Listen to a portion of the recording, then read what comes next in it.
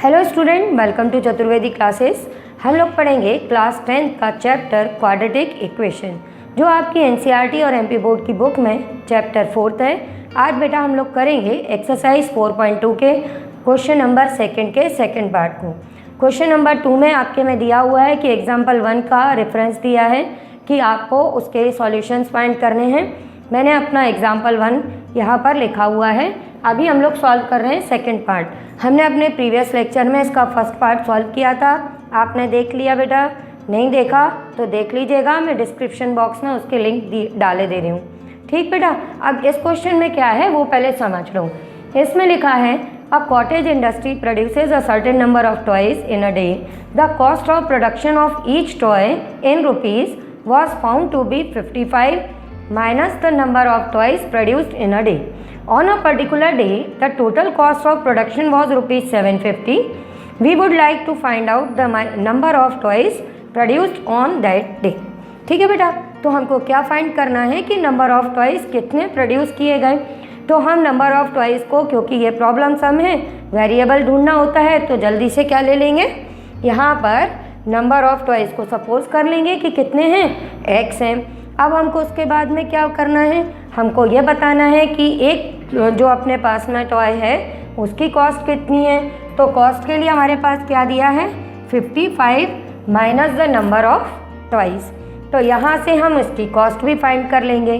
अगला हमारे पास में इंफॉर्मेशन क्वेश्चन में क्या है बेटा, अगली इंफॉर्मेशन ये है कि कॉस्ट ऑफ प्रोडक्शन, ठीक है, वो कितनी है बेटा एक पर्टिकुलर दिन, अपनी 750।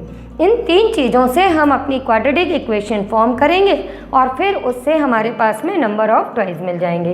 कैसे करना है जल्दी जल्दी देखो मेरे साथ में।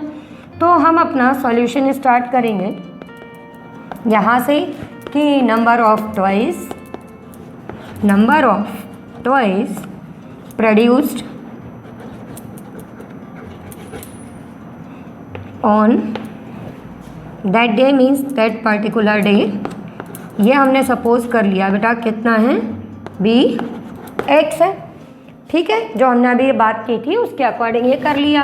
अब आगे कंटिन्यू कैसे करेंगे, देयरफॉर कॉस्ट ऑफ, ठीक है, अब हमको क्या निकालना है, उस टॉय की उस दिन कॉस्ट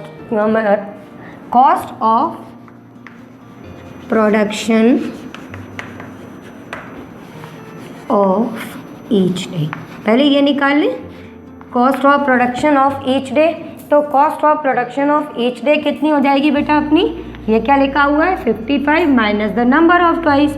तो ये हम लिख देंगे 55 माइनस x, और ये इसके आगे लिख देंगे रुपीज़, क्योंकि कॉस्ट है तो रुपीज़ में ही होगी ना बेटा।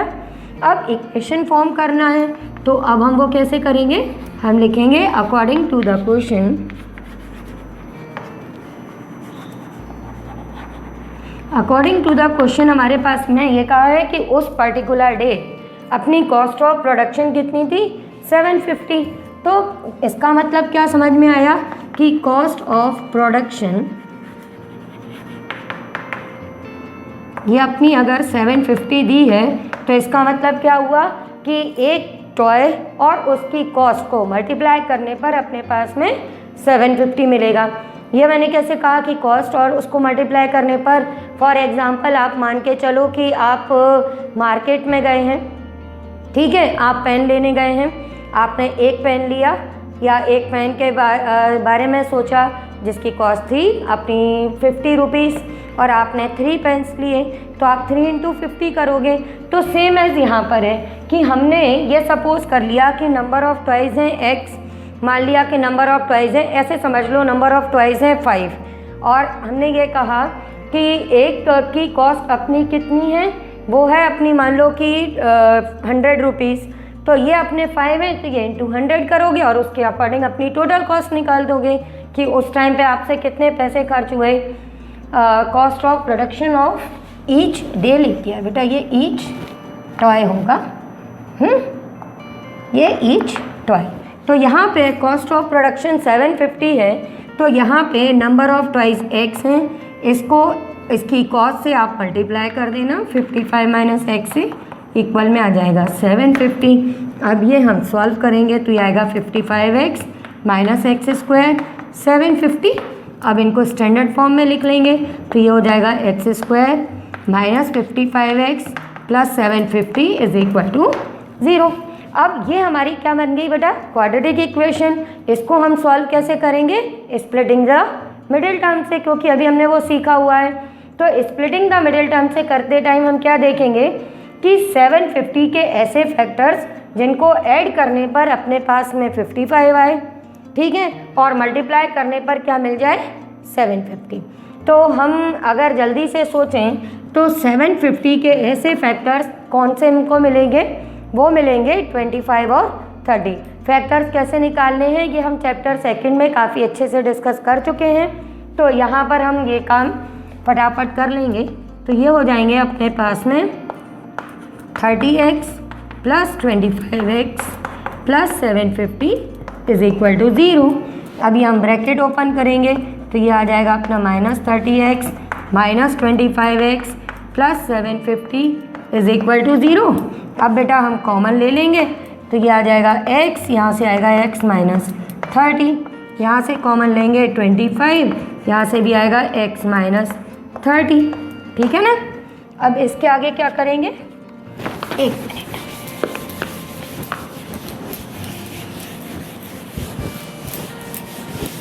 अब इसके बाद हमको देख दिया।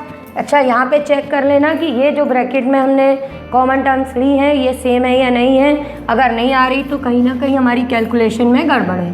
तो अभी हमारे पास में x माइनस 30 और ये आ जाएगा x minus 25 is equal to 0। अब इन दोनों का प्रोडक्ट 0 है तो इसका मतलब x minus 30 is equal to 0 और x is minus 25 is equal to 0। यहाँ से अपने पास में x के सॉल्यूशंस मिल गए, x इज इक्वल टू 30 और x इज इक्वल टू 25। पर हमको यहाँ पे क्या x फाइंड करना है। हाँ, हमको यहाँ पर लिखा था कि number of toys produced on that day find करना था, तो हमने ये फाइंड कर लिया कि उस दिन या तो हमारे पास में 30 टॉयज प्रोड्यूस हुए होंगे या 25 प्रोड्यूस हुए होंगे। ओके बच्चों, इस तरह से ही अपना क्वेश्चन कंप्लीट होगा। अभी भी आपका कोई डाउट हो तो आप लोग मुझे व्हाट्सएप कीजिए, वीडियो के एंड में मेरे नंबर है, मैं आपके डाउट्स क्लियर कर दूँगी। इस क्वेश्चन से रिलेटेड हो बेटा या कोई और आप किसी रेफरेंस बुक से कर रहे हो तो भी आप मेरे साथ शेयर करो, मैं आपके डाउट्स क्लियर कर दूँगी। ठीक है बच्चों।